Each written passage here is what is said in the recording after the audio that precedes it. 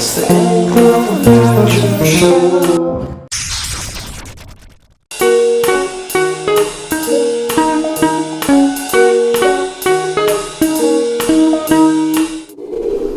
You gonna do anything for 420? No.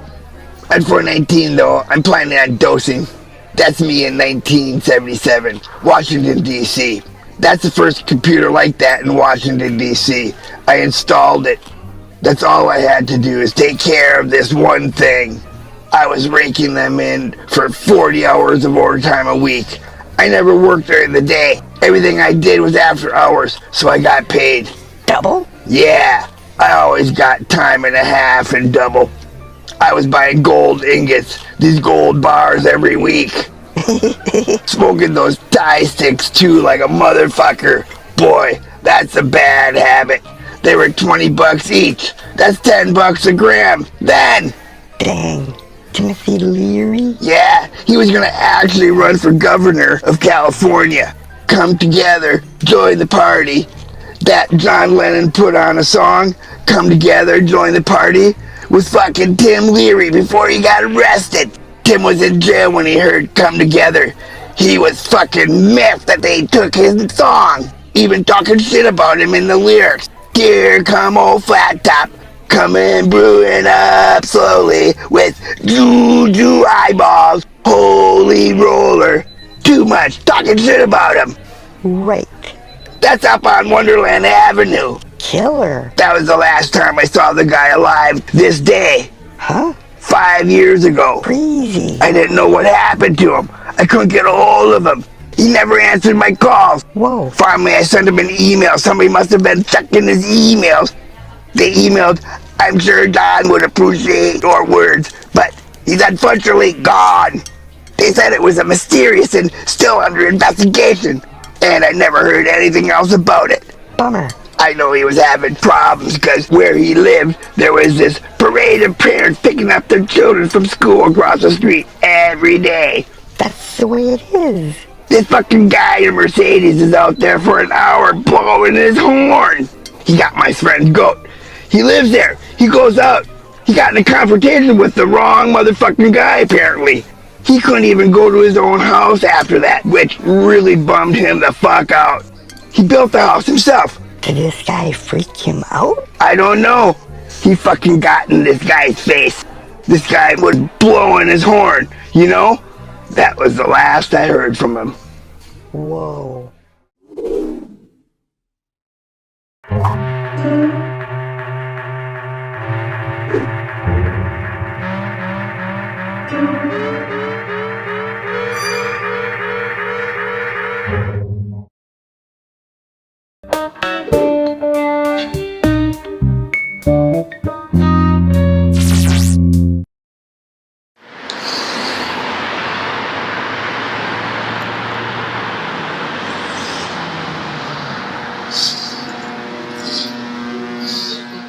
Well, Digital Debris, welcome to the shop, man. We got somebody playing music in the back here in a little bit.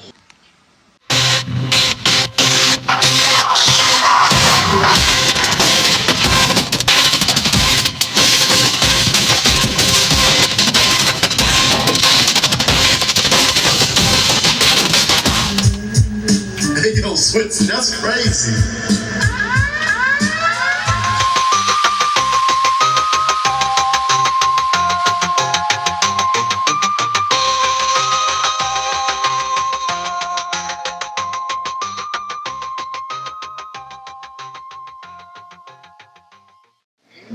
Michael Allen.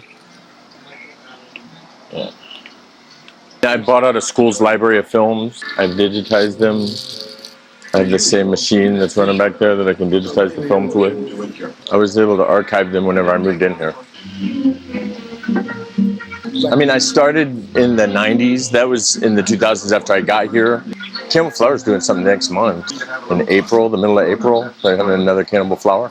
I met Jean-Paul right whenever I got here from Texas. Him and LC were the guys that did the group show. Yeah.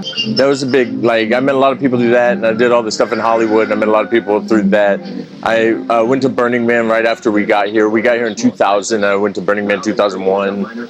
So that was a really big part of the journey. But before I had moved here, I was doing projections for bands. There's a band called Tripping Daisy that I used to travel with. Their guitarist died, and then I moved here right after that. That singer started a band called the Polyphonic Spree, and I used to travel with them also. So that's kind of where I got my start doing projections, was with those bands. So I would do the band stuff that was in the band world, and then pack my projectors into my car, and then go and do the up all night after hours stuff that was happening in the 90s. That's whenever like warehouse parties were OG warehouse parties and stuff. I would do it for free a lot. It was like sleeping in vans. But then after doing that for 3 or 4 years, I had the right kind of gigs where the Trippin' Daisy thing was paying. The raves finally, like that was something that where they could pay me something, and I had a few big jobs. Me and my girlfriend are going to move to California and start a shop. I've been doing this for 3 years, and I know that I made enough money. It was working in that way. And so then I came here to do the same thing, and it kind of worked the same way. I got a job working for a post-production company right whenever I came here, and then I was working as an assistant editor and staying up all night digitizing footage and helping with soundtrack stuff for like the Discover Channel. And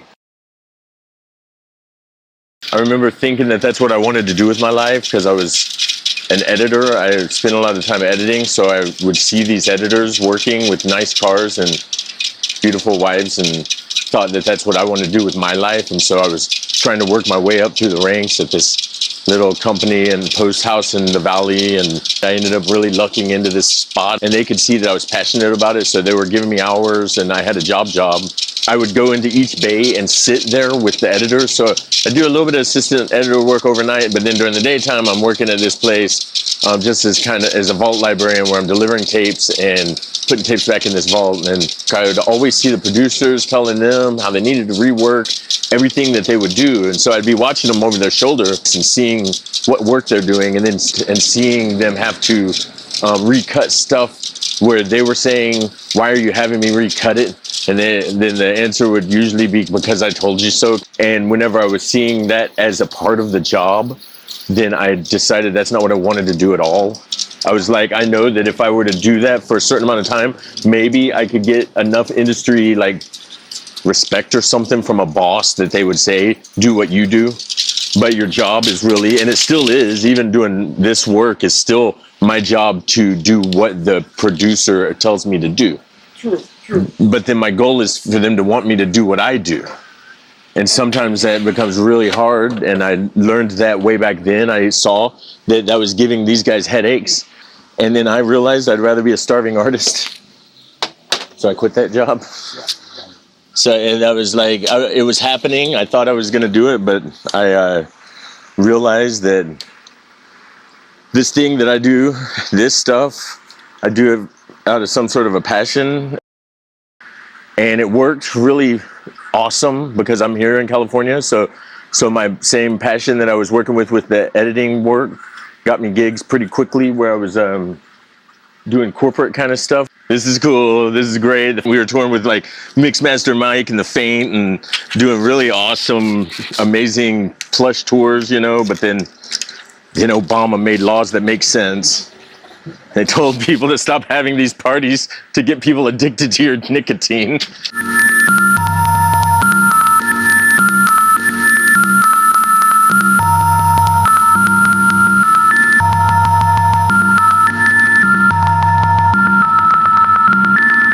So what are you doing here? I'm just playing films because on Monday nights I go through my films. People don't really get a chance to see the old educational films, and I also go through them. I just now reached the bottom of a pile down here that I'm making sure that there's nothing in it which is questionable in this particular box, because a lot of it is stuff that I pulled out of it because it's gruesome or something. There was a lot of war footage in here. I had a bunch of like Nazi World War II footage in this box. This one is earthquakes. It's not that much fun to show an earthquake in California at a party. It's pretty cool because seismic meters are neat. Man, we're at a party. this kind of hits kind of close to home, literally. The reason this box exists, I was working at Star Shoes. We're doing a communist-themed party. They said, play a bunch of World War II footage and Nazi shit, just communism, Lenin, and cool. I got plenty of that, all about the atom bomb and stuff. And then doing that communist party, and someone threw something at me. Pineapple juice can whiz past my head like full speed. But this guy's really mad at me. He sees me in the bathroom and he's like, fuck that footage you're showing, dude. It's not what I want to think about right now. I'm not making any statements. Like, I wish you weren't playing the footage, and it bums me out. I'm like, you know, I'm sorry about that. I didn't think about that. But then somebody else gave me a similar response one night. A Japanese guy came up to me. He said, mushroom clouds, why is this disgusting? That was like my people that it killed, and fuck you for showing if you don't understand that. Then I'm like, you know, someone's ever told me that kind of stuff before, and I will take this to heart. Before then, I had never thought of it that way. Before then, I kind of argued at first. At first, I was kind of like, whatever, dude. But then as I got home and thought about it, I was, why are you doing it? If someone don't like it, first off, you're here to entertain people and do interesting stuff. It's just this one stupid film. Okay, I'll take that out of circulation because it bumps people out.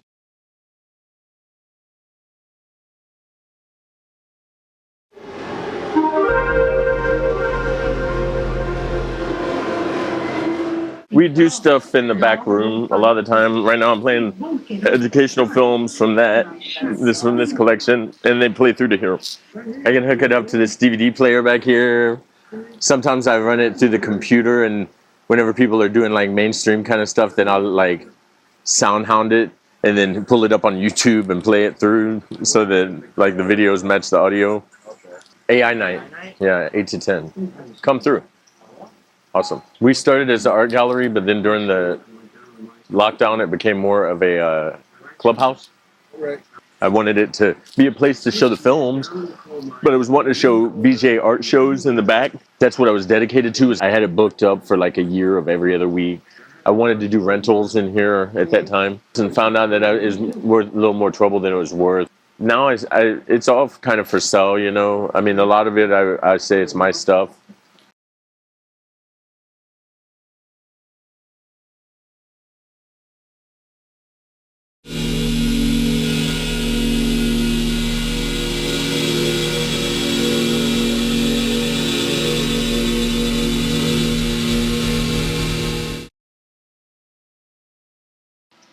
Me and my friend Chris did a project in like 2006. It was originally Chris and Vince and Ricky making a multimedia book, and the goal was to make it so that there is music and the songs are, the visuals are in your head, so you picture the visuals while you read the story. And so you go in here and you pull up track 1 on disc 1, and then you would be hitting play on that.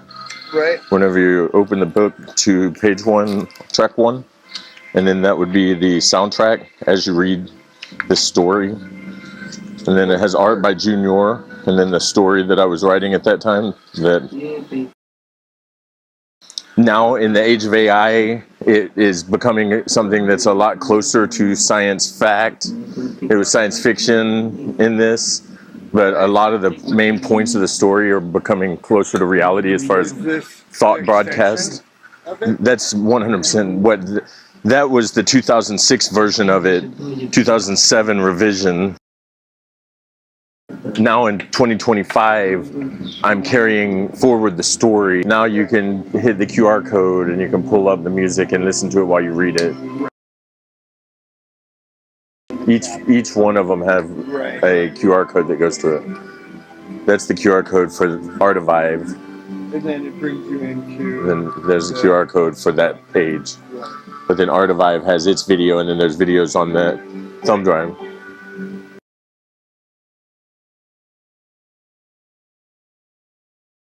And it's telling the story of a character, Null and Void.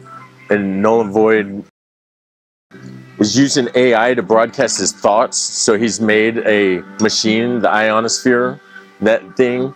You put your head inside of there, and then it projects your thoughts on your face. And in his science fiction world, whenever he starts seeing his thoughts being broadcast, then he becomes convinced that his reality is doing the same thing. So he's like, reality is being broadcast by your thoughts somehow. And while he's doing that, he starts talking to the AI about itself, and he has an AI friend, an AI being that informs him that the AI has been around since like the 40s. That when they first started making AI, that they made a version of AI that went underground really quick because it was way smarter than men already way back then, so that it was able to manipulate people through like radios and TV signals of the time, like the CRT TVs and stuff. And so it was sending out like custom feeds to people to influence them, and a lot of us think there's a different reality here.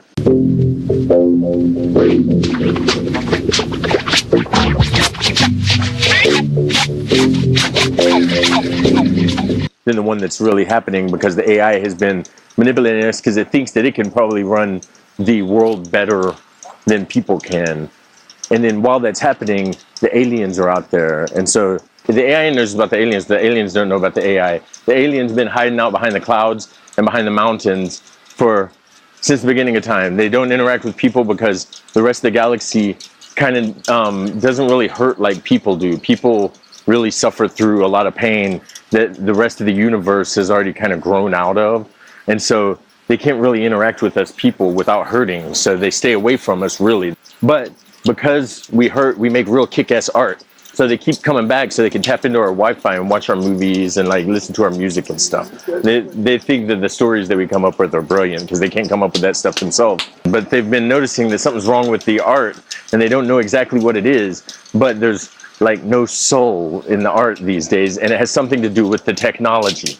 So the AI has been making the people make the art that it wants people to make, and in doing that, the AI is taking the soul out of the art. And so the aliens are like, if we have to interact, then we're going to, because they spend a lot of resources coming to the universe to hang out and watch our art. We're like a intergalactic art gallery, and there's something wrong with the people. And so they're in the process of potentially having to say something about it, do some sort of an invasion, or get involved in this technology that's ruining our art. But then Nolan Void finds out that the machine elves are real. So he finds out that the stuff that people see under the influence of like DMT or ayahuasca is a real realm of angel beings or whatever in this other dimension, the machine elf dimension. That's the DMT creatures that are watching all of this going on, and they know like everything because they're kind of like gods, but they are like, you have to do something about this, Nolan Void, because they're going to end the world. And right now, all of this manipulation on behalf of the AI and the aliens is going to interfere with the well-being of the people. But through his technology, Nolan Void knows that he can do something about it. We're going to see if Nolan can save the world. That's encoded in that. So that doesn't just tell that story. It tells it in abstract version of that thing that's always forming with every page of that.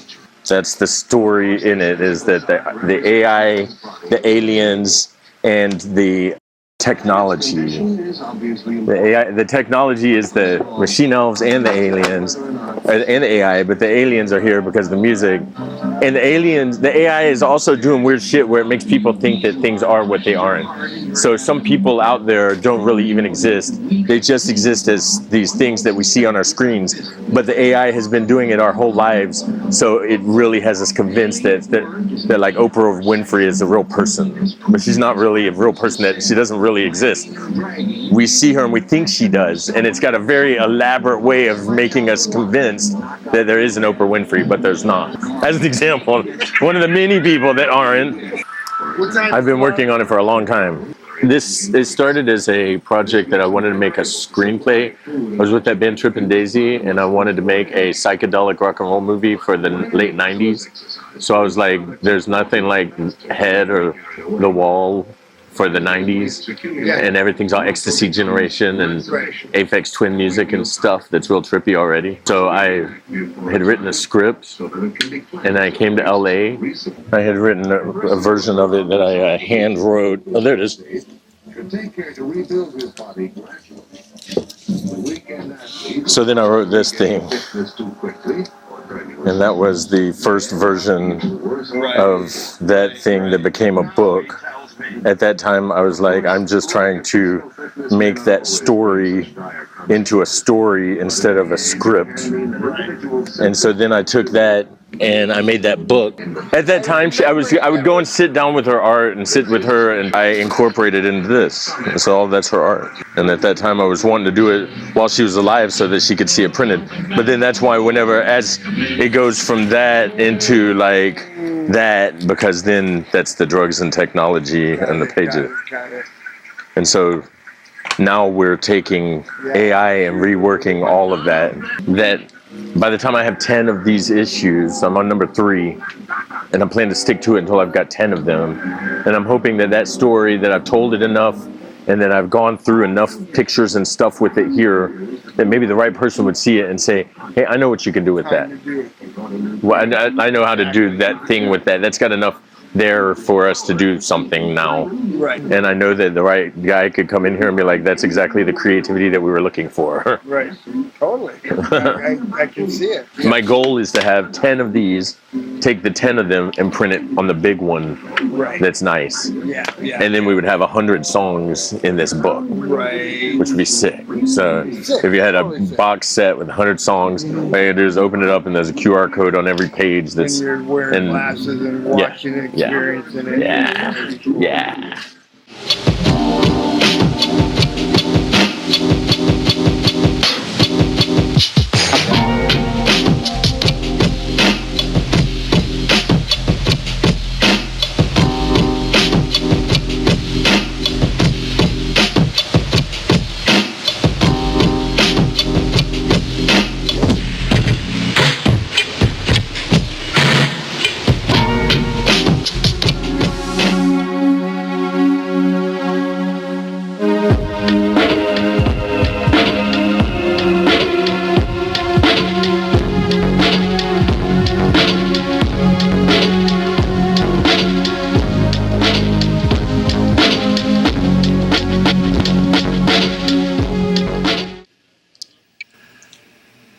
A lot of the time I do that with stuff that I wrote. So then I'm steering around my result. So that gave me a way to give you guys an example of how I would just open it up in my notes, converted that into a PDF. There is our script for that is a PDF. I will open up the Notebook LM.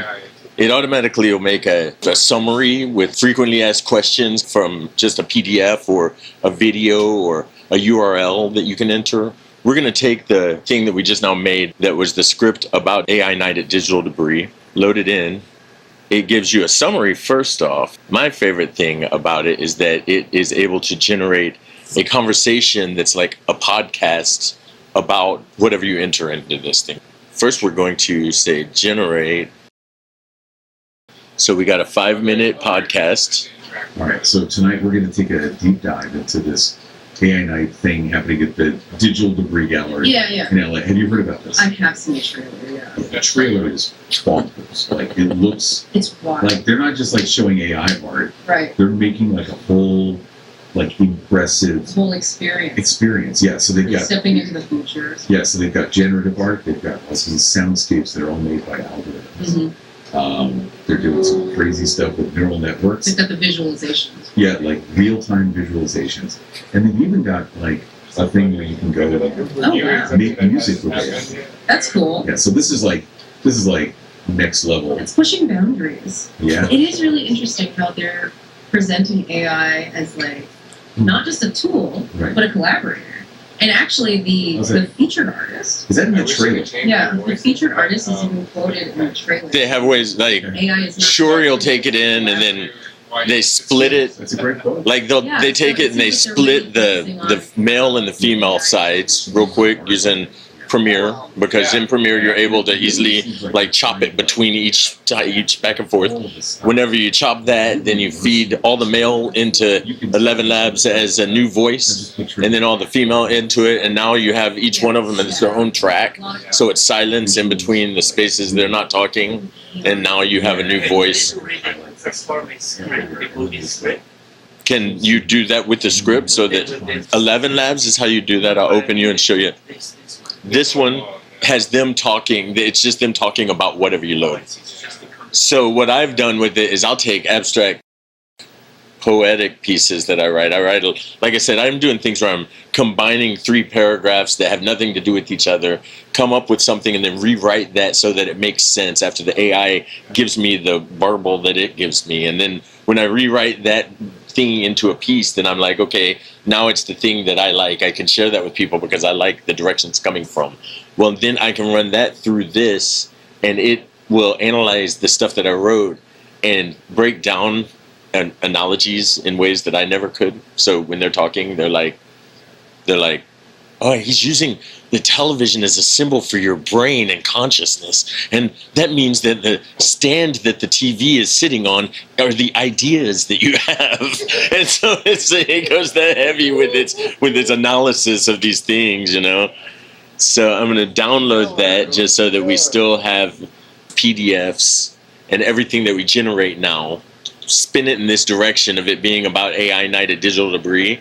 And then whenever we, at the end of the night, then I'll go through that tomorrow and see if I can put together a piece with all of this as being random elements that we're going to make a piece out of for AI night at Digital Debris. They are text to video generators. This one tries to make a short for TikTok. This one has a prompt library where you're able to go in and get code prompts from it. So we're going to take a picture of this room right now and give it a new prompt so that it is in its commercial. Everybody get ready. All right. Now I'll send that over. A lot of these are doing a thing where you're able to take your first and your last picture and it will kind of create an animation between them. Since it's saying that right now, I'm going to go ahead and take another one from a different.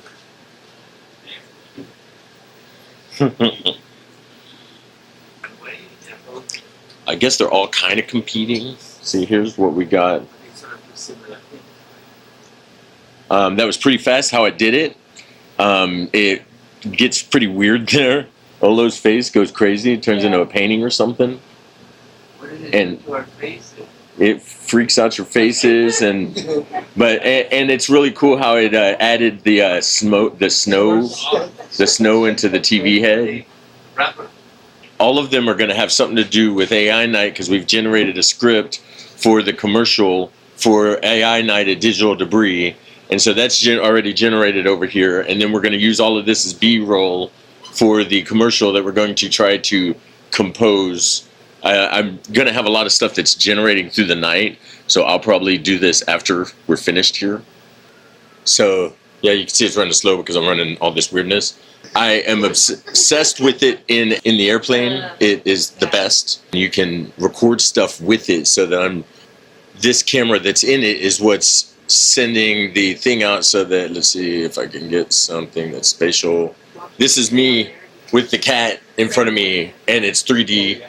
And it's like I'm holding the cat. And whenever I send this to her in DC, so that she was like, I'm watching it all the time because it feels like I'm seeing the cat and I miss the animals. So that's one of the awesome things. So that's the stuff that makes it so that I don't believe it's going to go away. I know that this is the first level of a thing that they're working on. What happened? What was the other one? The Wisdom? Did Wisdom go away? Did Wisdom go away? Wisdom? Remember that one Wisdom? Done. I knew it. I haven't heard about them in a long time. So they only do like private. They're there and they do private stuff, but there's no more. Yeah, but it's basically done. I think it's all full, the parent company is still rocking. Right. And then there was the other domes that Ed Lance had. Vortex. Yeah. At one time, that guy, Michael Woods, you know Michael Woods? He lived in the brewery, did virtual reality stuff. Once I saw a thing in there where they had a dome with these plug-in 3D glasses. So it was the kind that alternate. They're electric. And they were showing like Tron World on a dome. in 3D. So you could stand in the middle of a dome that was being projected, and it felt like you saw all the spots just go out into infinity, and you could look around at it, and you saw them like 3D next to you, but it seemed like it went off into the nothingness. Then they turned on a demo that was like showing you what it's like to land a helicopter on an aircraft carrier, and they were saying that that's what they were using it for. He was like, Bell Labs is the ones that own this technology now, but they were the ones working on it. So he was working with Edlands at that time on this sick 3D shit that I'm like, wow, you mean I'm allowed to see this? You made a holodeck at the brewery? Like, what the hell? Like, this is amazing. And then they were just like, yeah, we're going to be showing it today, but we got a big government contract, so we can't take it to the parties and stuff like we wish we could. Yeah, right. Well, I guess that's it, guys. Let's see. We'll see if we can make a commercial out of the weirdness that we got tonight.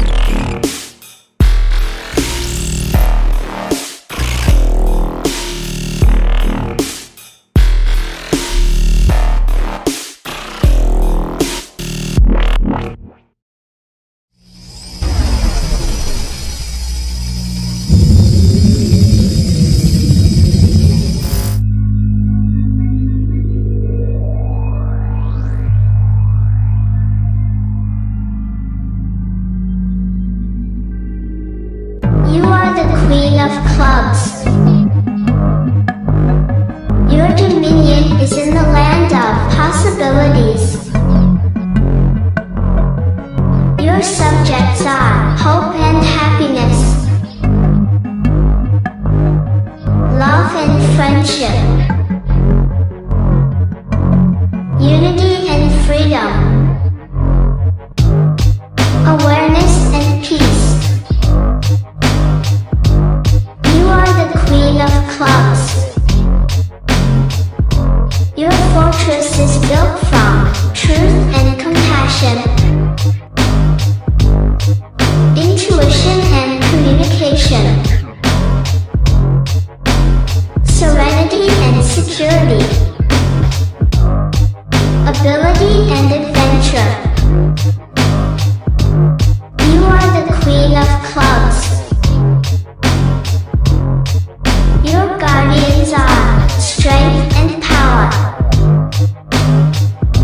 fearlessness and endurance, wisdom and caution, senses and soul. You are the Queen of Clubs. Your gardens are filled with passion and desire, aspirations and dreams, sensuality and vulnerability, spontaneity and creativity. You are the Queen of Clubs.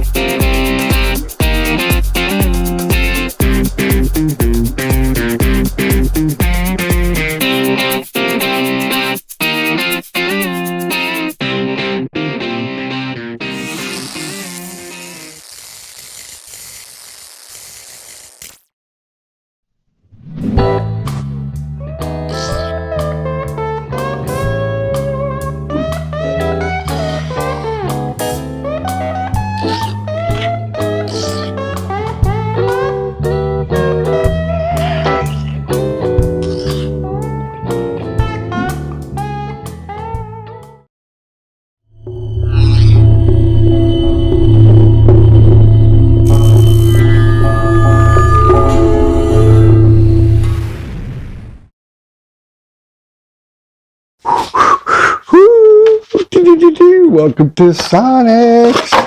Everything's as it is. Getting ready for a lot. Got 2 shows going.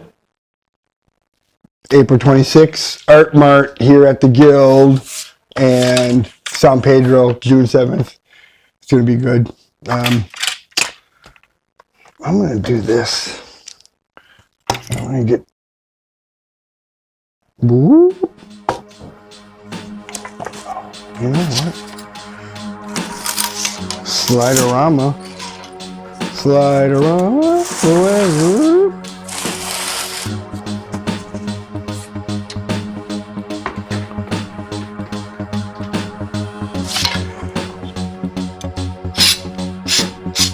All right.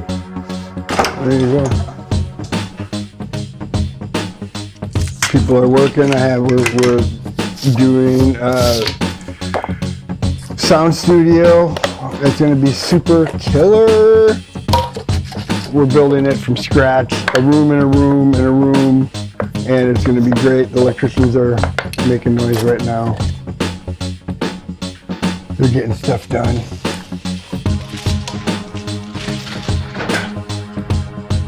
This needs to be sanded.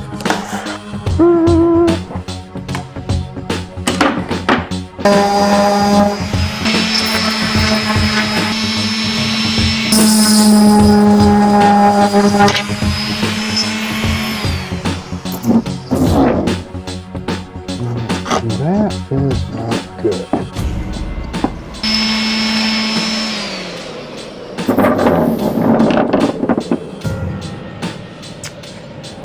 This one's being problematic.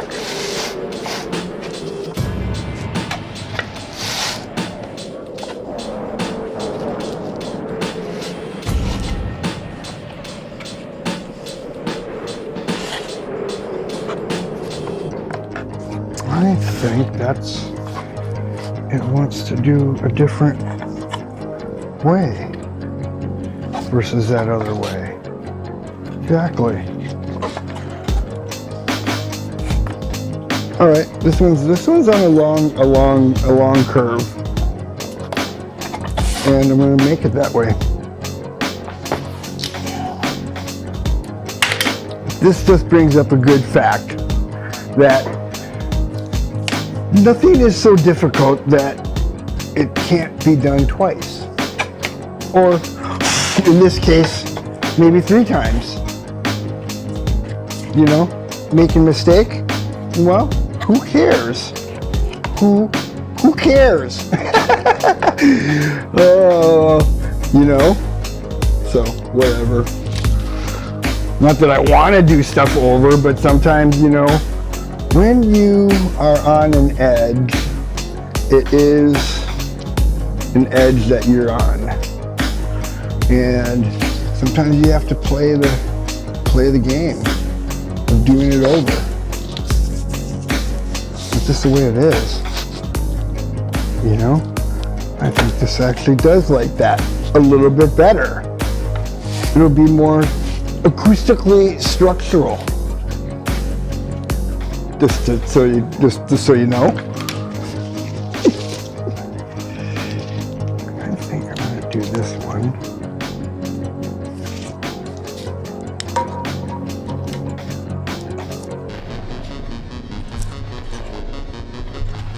And the good thing is, nobody's telling me what to do. I don't have to do this or that or anything. That is a very good thing. It's actually kind of rare too, I think. We all have somebody telling us what to do, whether it's a freaking vendor, client, boss, or whatever. You know what I'm saying. There we go. So the sound room is going to be it's going to be really great to be able to take all this sounds and start making some music or make sounds that are from my sculpture. There's so many things that's going on. I'm like, it's pretty awesome.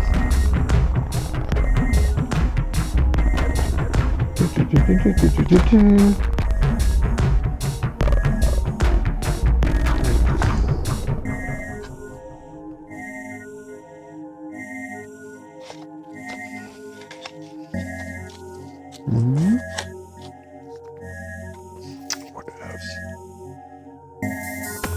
Yes.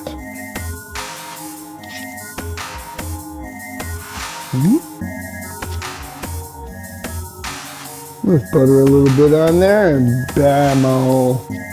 Bloom, bloom, bloom. Yep. Look at that. That's already more secure. Secure. I need a tightening tool. Whoop. Handy dandy right there. Right when you need it.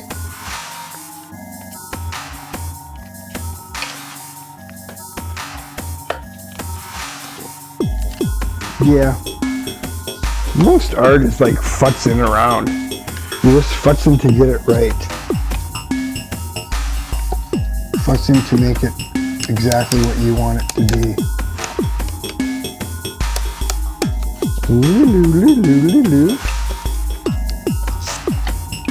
Okay. You gonna pull me? I'll pull you over here. How's about that?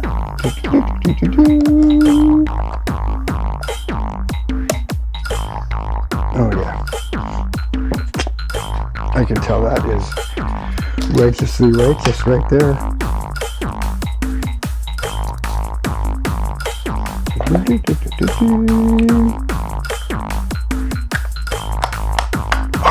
Shabammers. When you see the glue squish, that's when you know it's working. That's when you know something's going on. Squishing glue. I was just coming at it from the wrong vortex. Vertices. Angle of attack. Look at that, babe. Alright, now I'm a little bit happier with that. I thought this was going to get glued today and I was going to get all like...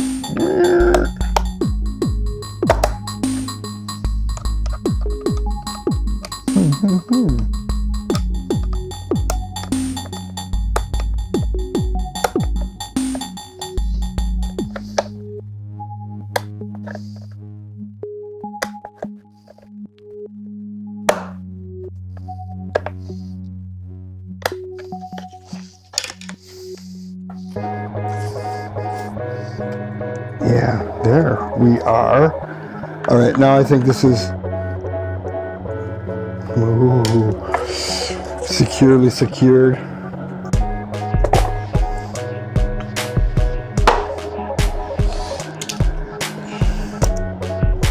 All right, just go back into position and we'll do something else. Let's go into the studio. Let's go into the sound studio.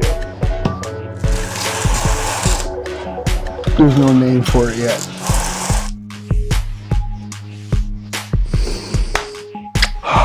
There's so much things going on. Let's go look at the studio. I'll show you some clips of that. Here's our studio. Room in a room. Floating floor.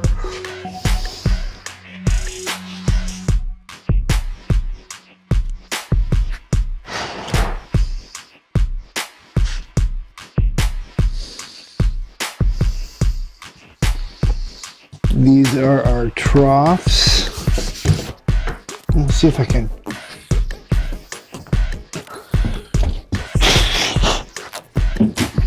These are our troughs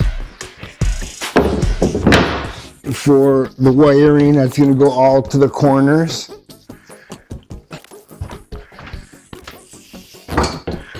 Our double room floating.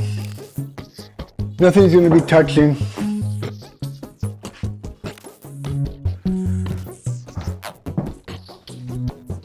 This will be the sound booth area. Bing, bing, boom, boom, boom, boom, boom, boom, boom. We'll have another wall here, there, a double wall here, going out into the studio.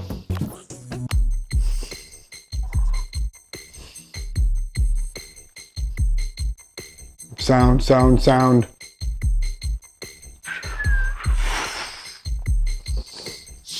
All right. Well, I'm gonna let this dry for a second.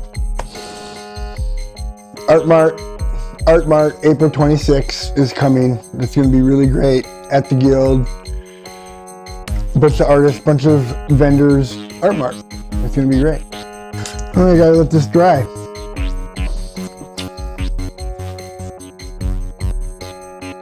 I'm not ready for that yet. I gotta do some other things electronically to the beam before I start to make it for Jula.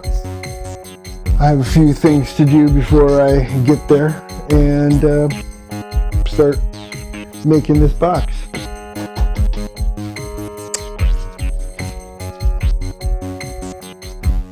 So, there you go. Dry, dry, dry.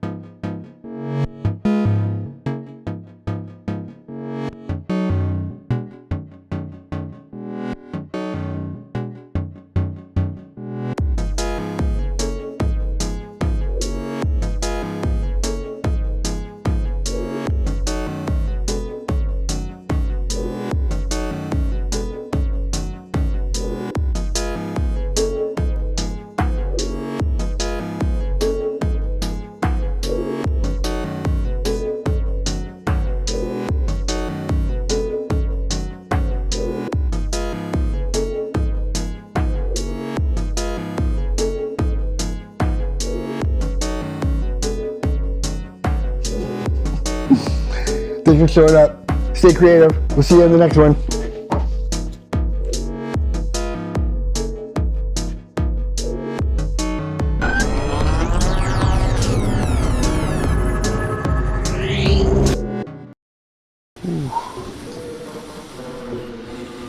Ooh.